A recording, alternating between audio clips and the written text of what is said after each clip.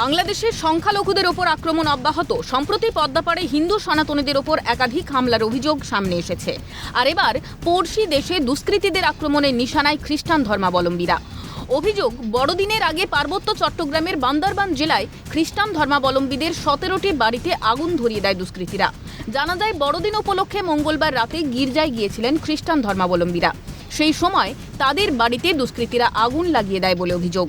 খবর পেয়েই ঘটনাস্থলে পৌঁছয় পুলিশ। ঘটনায় 17টি বাড়ি সম্পূর্ণরূপে ভস্মীভূত হয়েছে বলে জানা গিয়েছে।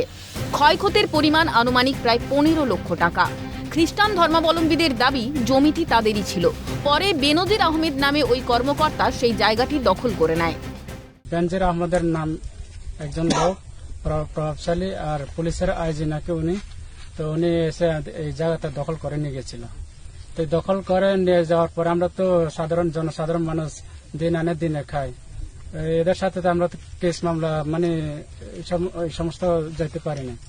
তো যখন উনি কেস পলাতক হয়ে গেছে, বিদেশে নাকি চলে গেছে, তো উনি চলে যাবার পর থেকে আমরা এই জায়গায় আমরা নিজেদের জায়গায় আমরা চলে আসছি। এর আগে আমাদেরকে একটা হুমকি দিচ্ছিল এরা, কয়েকজন লোক, স্থানীয় লোক, এরা বিভিন্নভাবে আমাদেরকে ঘর বাড়ি পুরা দিবে আর আমাদের বিভিন্ন জানে মেরে ফেলার একটা হুমকি করছিল। তো এর জন্য আমরা লামা থানায় একটা অভিযোগনামা দায়ের করছিলাম। তো করার পরে থানা তদন্ত আসছিল।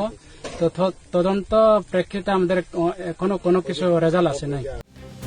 প্রসঙ্গত, হাসিনা সরকারের পতনের পর থেকেই বাংলাদেশে ক্রমশ সক্রিয়তা বাড়াচ্ছে মৌলবাদীরা। পাশাপাশি পদ্মাপাড়ে সংখ্যালঘুদের ওপর শুরু হয়েছে ভয়ঙ্কর নির্যাতন। অভিযোগ, সংখ্যালঘুদের বাড়ি, ঘর, উপাসনালয় সহ কোনো কিছুই দুষ্কৃতীদের আক্রমণের হাত থেকে বাদ যাচ্ছে না। যদিও এ নিয়ে কোনো হেলদোল নেই ইউনূসের নেতৃত্বাধীন অন্তর্বর্তী সরকারের। তবে বিষয়টি নিয়ে সরব হয়েছেন ভারতের বিশিষ্টজনেরা। 5 অগস্টের পর থেকে শুধু হিন্দুদের উপর আক্রমণ হয়নি, খ্রিস্টান, বৌদ্ধদের উপর আক্রমণ হয়েছে। এবং বাংলাদেশের যে হিন্দু, বৌদ্ধ, খ্রিস্টান এই 3 সম্প্রদায়ের 3 ধর্মাবলম্বীদের একটা সংগঠন রয়েছে। তো তারা কিন্তু বিভিন্ন জেলাতে, ঢাকা শহরে তারা বিভিন্ন মিছিল করেছে, তাদের কনসার্ন জানিয়েছেন তদারকি সরকারকে। কিন্তু বারবার তদারকি সরকার তরফ থেকে কিছু পদক্ষেপ নেওয়া হলেও তাদের যাদের দ্বারা তিনি বলিয়ান ইউনিট সরকার, তারা কিন্তু তলে তলে তারা চাইছেন একদম সংখ্যালঘু নিধন করতে, তাদের অগ্নিসংযোগ করতে, তাদের বিভিন্ন উপাসনালয়ের উপর আক্রমণ করতে। এটা তাদের স্ট্র্যাটেজি। এখন এই বাংলাদেশটা মৌলবাদীদের ক্যাপচারে চলে গেছে। তারা যা ইচ্ছায় তাই করবে। হায়না বাহিনী বিষধর সাপ দুধ কলা দিয়ে পুষেছিল ইউনূস সাহেব। এখন ইউনূস সাহেব ইচ্ছা করলে ওটা কন্ট্রোল করতে পারবে না। উনি যদি ইচ্ছাও করেন আমেরিকা চাপে, তাহলে ওনাকে মরতে হবে।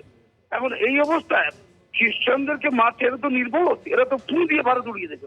এদের কাছে দোয়া দাবি হচ্ছে পারমাণবিক বোমা, ফলে ওরা মনে করছে আমেরিকাকে উড়িয়ে দেবে। এই খ্রিস্টানদেরকে মারার ফলটারও ভোগ করবে এবং চারিদিক থেকে সমস্যা পড়বে। সেটা অব্যর্থভাবে প্রমাণিত হয়ে গেল ঠিক বড়দিনের প্রাককালে বান্দরবানে, যেখানে আমরা দেখলাম চট্টগ্রামে প্রায় 17টি খ্রিস্টানদের বাড়ি জ্বালিয়ে দেওয়া হচ্ছে।